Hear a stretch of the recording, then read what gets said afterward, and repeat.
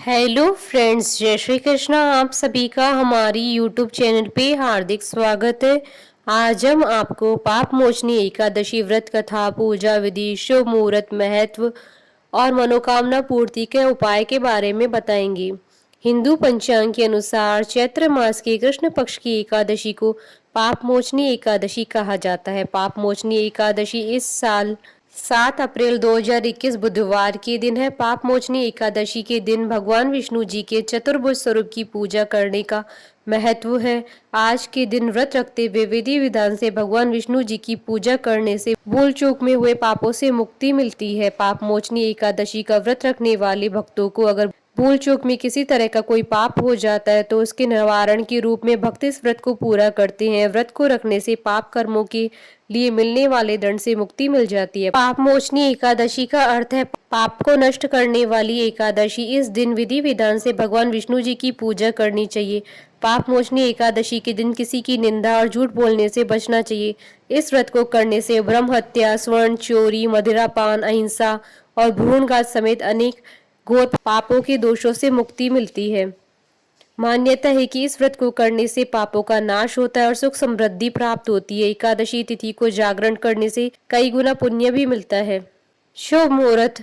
हिंदू पंचांग के अनुसार इस बार पाप मोचनी एकादशी 7 अप्रैल 2021 दिन बुधवार के दिन है। एकादशी तिथि प्रारंभ होगी 7 अप्रैल 2021 को सुबह 2:09 पर और एकादशी तिथि का समापन होगा अगले दिन 8 अप्रैल 2021 को सुबह 2:28 पर। व्रत पारण का समय रहेगा 8 अप्रैल 2021 को सुबह 8:40 से सुबह 8:42 तक और दोपहर 1:39 से शाम 4:11 तक। हरिवासर समाप्त होने का समय रहेगा 8 अप्रैल 2021 को सुबह 8:40 पर। पूजा विधि। एकादशी का व्रत रखने वाले जातकों को दशमी के दिन सात्विक भोजन करना चाहिए और हो सके तो दशमी की रात्रि में अन्न का सेवन नहीं करना चाहिए। एकादशी के दिन प्रातःकाल नित्य कर्मों का पालन करने के बाद स्वच्छ वस्त्र को धारण करके व्रत करने का संकल्प ले और पूजा की तैयारियां करें। भगवान विष्णु जी की पूजा में गुड़, चने की दाल, अक्षत, पुष्प, चंदन और धूप दीप एकत्र कर ले। अब सच्ची श्रद्धा भाव से भगवान विष्णु जी के चतुर्भुज रूप की पूजा करें। पूजा के बाद भगवान विष्णु की इस व्रत कथा का पाठ करें। घी का दीपक जलाकर भगवान के समक्ष जाने या फिर अनजाने में हुए पाप के लिए क्षमा मांगे। ओम नमो भगवते वासुदेवाय मंत्र का जाप करें। इसके साथ ही एकादशी तिथि को रात्रि को जागरण करें। द्वादशी के दिन प्रातः स्नान करके विष्णु भगवान की पूजा करें। फिर ब्राह्मणों को भोजन करवाकर दक्षिणा सहित विदा करें और व्रत का पारण करें। पाप मोचनी एकादशी व्रत कथा। धर्मराज युधिष्ठिर बोले, हे जनार्दन, चैत्र मास के कृष्ण पक्ष की एकादशी का क्या नाम है तथा इसकी क्या विधि है? कृपा करके आप मुझे बताइए। श्री भगवान बोले, हे राजन, चैत्र मास के कृष्ण पक्ष की एकादशी का नाम पाप मोचनी एकादशी है। इसके व्रत के प्रभाव से मनुष्य के सभी पापों का नाश होता है। यह सब व्रतों में उत्तम व्रत है। इस पाप मोचनी एकादशी के महात्म के श्रवण व पठन से समस्त पाप नष्ट हो जाते हैं। एक समय देवर्षि नारद जी ने जगत पिता ब्रह्मा जी से कहा, महाराज, आप मुझसे चैत्र मास के कृष्ण पक्ष की एकादशी का विधान कहिए। ब्रह्मा जी कहने लगे, हे नारद, चैत्र मास की कृष्ण पक्ष की एकादशी पाप मोचनी एकादशी के रूप में मनाई जाती है। इस दिन भगवान विष्णु का पूजन किया जाता है। कथा के अनुसार प्राचीन समय में चित्रत नामक एक रमणीक वन था। इस वन में देवराज इंद्र गंधर्व कन्याओं तथा देवताओं सहित स्वच्छंद विहार करते थे। एक बार मेधावी नामक ऋषि भी वहां पर तपस्या कर रहे थे। वे ऋषि शिव उपासक तथा अप्सराएं शिव द्रोहिणी अनंग दासी अनुचरी थी।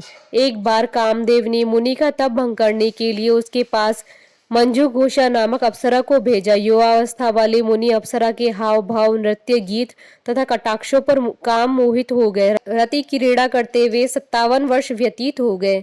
एक दिन मंजू घोषा ने देवलोक जाने की आज्ञा मांगी। उसके द्वारा आज्ञा मांगने पर मुनि को भान आया और उन्हें आत्मज्ञान हुआ कि मुझे रसातल में पहुंचाने का एकमात्र कारण अप्सरा मंजू घोषा ही है। क्रोधित होकर उन्होंने मंजू घोषा को पिशाचनी होने का श्राप दे दिया। श्राप सुनकर मंजू घोषा ने कामते हुए ऋषि से मुक्ति का उपाय पूछा। तब मनुश्री ने पाप मोचनी एकादशी का व्रत रखने को कहा और अप्सरा को मुक्ति का उपाय बताकर पिता च्यवन के आश्रम में चले गए। पुत्र के मुख से श्राप देने की बात सुनकर च्यवन ऋषि ने पुत्र की घोर निंदा की तथा उन्हें पाप मोचनी चैत्र कृष्ण एकादशी का व्रत करने की आज्ञा दी।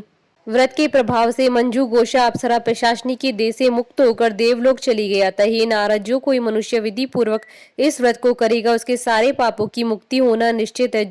और जो कोई इस व्रत के महात्मा को पढ़ता है और सुनाता है उसे सारे संकटों से मुक्ति मिल जाती है। मनोकामना पूर्ति के उपाय। जो जातक पाप मोचनी एकादशी का व्रत रखते हैं उन्हें इस दिन श्रीमद् भगवत गीता का भी पाठ करना चाहिए। मनोकामना पूर्ति के लिए इस दिन पीपल के पेड़ के नीचे सुबह और शाम दीपक जलाना चाहिए और 11 बार परिक्रमा भी लगाएं। ऐसा करने से आपकी इच्छा की पूर्ति होगी। बोलिए भगवान विष्णु की जय, सनातन धर्म की जय। आशा करती हूँ कि आपको पाप मोचनी एकादशी व्रत कथा, पूजा विधि, शुभ मुहूर्त और महत्व का ये वीडियो पसंद आया होगा तो आप इस वीडियो को अधिक से अधिक लाइक और शेयर कीजिएगा ताकि सभी भक्तों को इस वीडियो का लाभ प्राप्त हो सके। आप हमारे चैनल को सब्सक्राइब जरूर कीजिएगा अगर अब तक नहीं किया है तो, ताकि आप और हम कनेक्टेड रहें। साथ ही प्रेस करना ना भूलिएगा बेल आइकन को, जिससे नए वीडियो से रिलेटेड नोटिफिकेशन आपको तुरंत प्राप्त हो सके। ओम श्री गणेशाय नमः। जय श्री कृष्ण।